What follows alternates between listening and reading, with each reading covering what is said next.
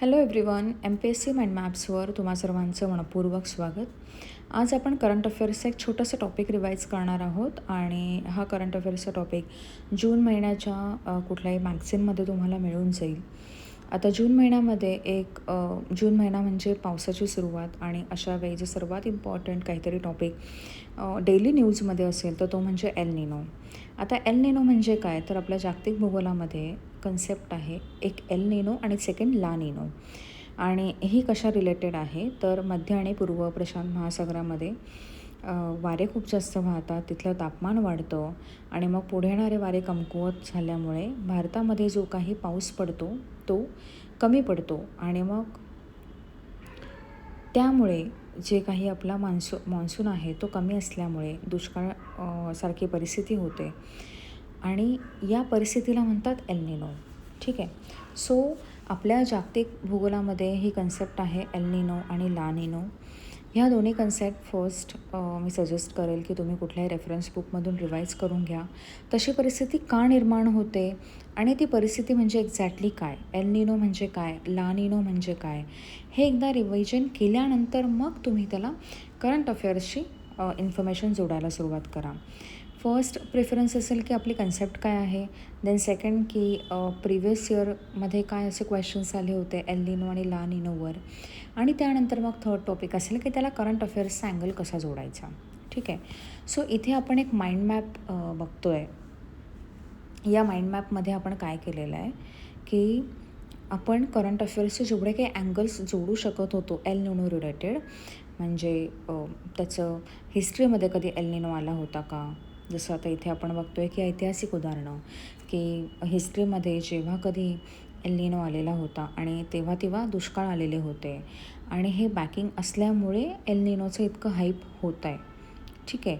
इतके डिस्कशन्स किंवा इतकं न्यूजमध्ये एल निनो असण्याचं रिझनच ते आहे. आपल्या सगळ्यांना माहिती आहे की जूनमध्ये ज्यावेळी पाऊस एक्सपेक्टेड होता त्यावेळी तो आला नाही, तो बऱ्यापैकी लेट आला आणि फार काही ठिकाणी तो पडून परत आता सध्या बऱ्यापैकी कोरडा आहे, पाऊस कुठेच नाही आहे सध्या तरी. आणि काही गावं अशी आहेत, काही ठिकाणं अशी आहेत की तिथे अजूनही काहीच पाऊस पडलेला नाही आहे. सो हे अशाच गोष्टी काही वेळा हिस्ट्रीमध्ये पण झालेल्या होत्या, पास्टमध्ये पण झालेल्या होत्या. मग त्याच्यामध्येच 1876चा एक महादुष्काळ होता, तेव्हाही एल निनो कारण होतं आणि आपल्याकडे दुष्काळ पडल्यामुळे खूप लोकांचे मृत्यू झालेले होते. नंतर निजाम संस्थानामध्ये देखील अशी एक परिस्थिती झालेली होती आणि ब्रिटिश प्रेसिडेन्सीमध्ये पण. आता हे झालं की आपण का एवढं एल निनोचा विचार करायला पाहिजे किंवा एल निनो आपण सिरियसली का घेतो आहे. आपलं गव्हर्नमेंट त्याच्यावर डिस्कशन्स करत आहे, वेगवेगळे प्रेडिक्शन्स येत आहेत एल निनोवर की काय होऊ शकतं, कसं होऊ शकतं. ठीक आहे. आता आपण फर्स्ट काय बघितलं की ठीक आहे एल निनो काय असतं, मग एल निनोसोबत ला निनो पण समजून घेतलं पाहिजे. का होतं, कसं होतं, कन्सेप्च्युअल पार्ट झाल्यानंतर हिस्ट्रीमध्ये कधी झालं आहे का, ओके झालेलं आहे. कुठले इन्सिडेन्सेस झालेले आहेत लक्षात ठेवायचे. आता त्याच्यावर काय क्वेश्चन्स आले होते प्रिव्हियस इयरमध्ये ते लक्षात ठेवायचे, ते बघून घ्यायचे. आता त्यानंतर आपण बघणार आहे की ओके प्रत्येक गोष्टीला जसं कॉज असतो तसं इफेक्ट पण असतो, प्रत्येक गोष्टीला जसं कारण असतं तसा परिणाम पण असतो. आता हे झालं कारण. आता परिणाम काय, की जर एल निनो सारखी परिस्थिती आलेली आहे तर काय होऊ शकतं, तर त्याचा जो काही परिणाम होऊ शकतो तो आपण डिवाईड केला आहे 2 टॉपिक्समध्ये. एक म्हणजे की भारतावर काय परिणाम होणार आहे आणि जागतिक लेवलला काय परिणाम होणार आहे. ठीक आहे. सो कुठलीही गोष्ट आपण MPSC टार्गेट करतो आहे, सो कुठलीही गोष्ट महाराष्ट्र आणि भारत या लेवलला आपल्याला जास्त मॅटर करते ॲज कम्पेअर टू जागतिक. म्हणजे तिथेही काही क्वेश्चन्स असतात, बट जागतिक भूगोलाचे जे क्वेश्चन्स असतात ते कम्पॅरेटिव्हली कमी असतात आणि त्याचा इफेक्ट महाराष्ट्रावर आणि भारतावर कसा याच्यावर क्वेश्चन्स जास्त कव्हर होतात. स्पेसिफिक टू MPSC मी हे सांगते. ठीक आहे. सो मग भारतावर काय परिणाम होऊ शकतो किंवा त्याचे प्रेडिक्शन्स होत आहेत, तर त्याच्यामध्ये सर्वात मोठं म्हणजे पाऊस वेळेवर पडला नाही किंवा पाऊस वेळेवर आला नाही, त्यामुळे जी काही पिकांची लागवड होणार होती ती ऑलरेडी लेट झालेली आहे. जर पिकांची लागवड लेट होणार आणि जर ओव्हरऑल पाऊस कमी पडणार तर सिंचन खर्च शेतकऱ्याचा वाढेल आणि जो काही शेतकऱ्याचा नफा होणार होता तो शेतकऱ्याचा ओव्हरऑल नफा कमी होईल आणि ग्रामीण उत्पन्न घटेल. ठीक आहे. आता हा झाला कृषी रिलेटेड. मग आता यालाच आपण पुढे कंटिन्यू केलं की आता इथे तर प्रोडक्शनच कमी झालं आहे, राईट. प्रोडक्शनचं कमी झालं तर ते प्रोडक्शन मार्केटमध्ये गेल्यानंतर जेवढी डिमांड आहे तेवढा सप्लाय जर झाला नाही तर त्या वस्तूची प्राईस वाढते, म्हणजेच महागाई वाढते. ठीक आहे. सो इथे आपल्याला कळतं की एक गोष्ट कशी आपल्या एक सर्कलमध्ये फिरत असते की पाऊस एक नैसर्गिक गोष्ट आहे, तिचा आपल्या लाईफवर किती इफेक्ट होतो.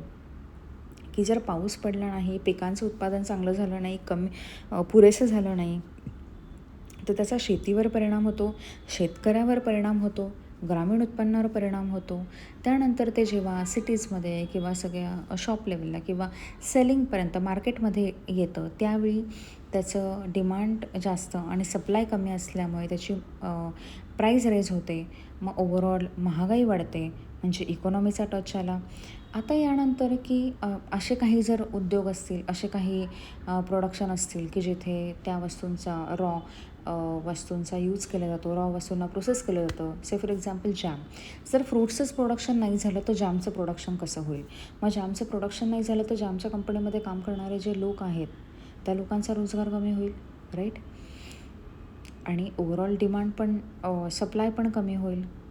सो एक गोष्ट सगळीकडे, म्हणजे आपण आपल्या डेली यूजमध्ये किंवा आपल्या जर एका दिवसाचं पूर्ण शेड्यूल बघितलं की आपण काय काय करतो, तशीच ती गोष्ट लिंक करत जायची की कृषी रिलेटेड, मग महागाई रिलेटेड, मग उद्योग आणि मग शेवटी रोजगार. की जर उद्योगमध्ये जर कमी असेल, कच्चा मालच कमी असेल, तर बाय डिफॉल्ट जे काही मजूर लोक आहेत, जे काही तिथे काम करणारे आहेत, त्यांना रोजगार कमी मिळेल, त्यांना काम कमी मिळेल आणि ओव्हरऑल जी प्रोडक्टिव्हिटी आहे पर पर्सन ती कमी होईल.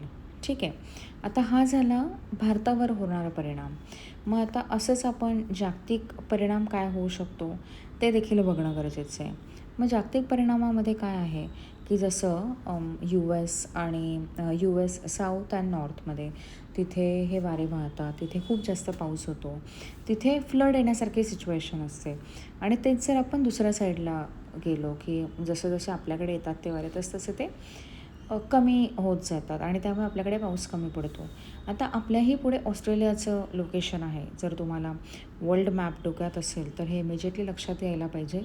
आणि नसेल लक्षात येत, सुरुवात करत असाल स्टडीची, तर मी सजेस्ट करेल की तुमच्याकडे मॅप्स हे तुमच्या डोळ्यासमोर पाहिजे. तुम्ही स्टडी करतात तिथे टेबलसमोर लावलेले पाहिजे किंवा मग ॲटलास तुमच्या हातात कंटिन्युअस हातात पाहिजे, तुमच्या स्टडी टेबलवर पाहिजे, सो दॅट तुम्ही लगेच बघाल.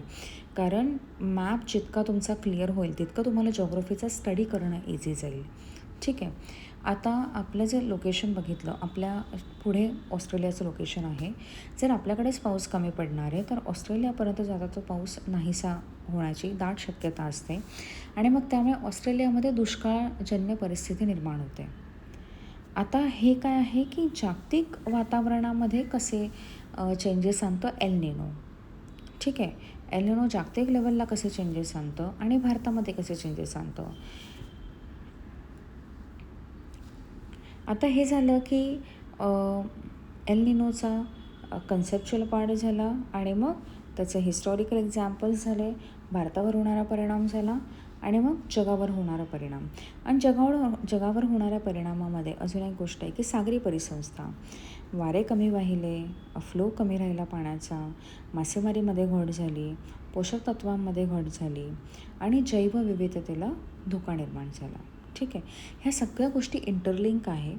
फक्त आपण लक्षात ठेवताना कसं लक्षात ठेवलं पाहिजे त्याची लिंक आपल्या डोक्यात बसवता आली पाहिजे. या माइंड मॅपमध्ये जरी तुम्ही बघितलं तर इथे 2 पॉईंट्स कवर केलेले आहेत की एक जर मेन्सचं तुम्ही स्टडी करत असाल तर तेव्हा लक्षात ठेवण्यासाठी किंवा आन्सर्ससाठी तुम्ही कसं ती एक लिंक एस्टॅब्लिश केली पाहिजे, तो वर्कफ्लो लक्षात ठेवला पाहिजे. आणि सेकंड की फक्त रिमेंबर करण्यासाठी खाली एक नोट पण दिलेली आहे, सो ती पण तुम्ही लक्षात ठेवू शकता. की म्हणजे एक स्टडी करण्याची मेथड आहे फ्लॅश कार्ड. सो फ्लॅश कार्डमध्ये काय असतं की आपण एक सिंगल वर्ड फक्त कॅच करतो आणि त्या वर्डवरून आपल्याला तो टॉपिक लक्षात येतो.